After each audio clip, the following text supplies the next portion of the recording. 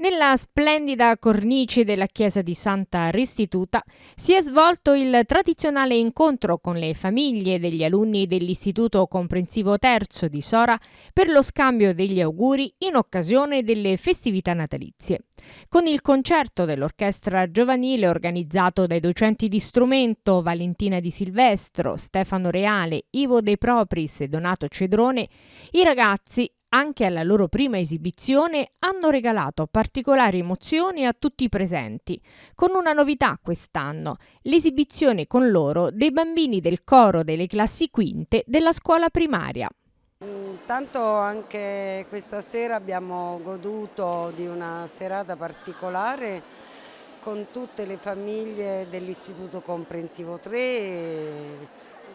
con la presenza di nonni, parenti, amici, ed è stato entusiasmante accogliere queste festività insieme come una grande festa di famiglia. La gioia che sanno trasferirci i bambini in queste circostanze è unica. Attraverso il canto, la musica corale e strumentale in questo caso, siamo entrati nel vero clima natalizio. È stata una settimana da domenica iniziata con varie rappresentazioni che sono l'epilogo, insomma, dei progetti di istituto. Abbiamo iniziato con il teatro, oggi c'è la giovanile orchestra dell'IC3 e ci saranno altri appuntamenti anche domani, dopodomani, venerdì l'Open Day e domenica chiudiamo con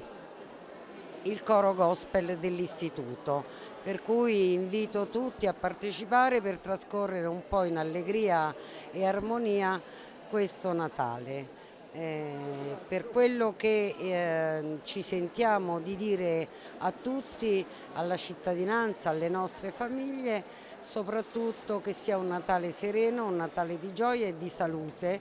per questo e tutti gli altri tanti Natali che verranno. Pace e serenità e salute a tutti. A portare i saluti dell'amministrazione comunale la consigliera delegata all'istruzione Floriana De Donatis, che ha voluto sottolineare la bravura della giovane orchestra e l'importanza della musica nella vita dei ragazzi proprio in questa età. Da più di qualche anno, da tanti anni, ha avuto questa bella iniziativa di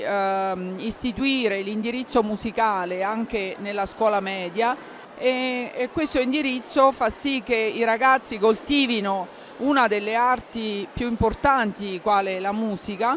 in maniera tale che chi si sente portato per questo tipo di arte potrà continuare ad esercitarla e quindi possono venire fuori dei talenti che possono anche proseguire appunto a livello lavorativo questo indirizzo di studi. E naturalmente la musica serve per educarli e per distrarli da altre distrazioni che purtroppo a volte li portano anche sulla cattiva strada, per cui noi genitori che ci auguriamo di fargli trovare un mondo migliore siamo molto lieti che loro si concentrino su questo tipo di studi, oltre che nell'imparare le cose tradizionalmente basilari della scuola primaria e media di primo grado.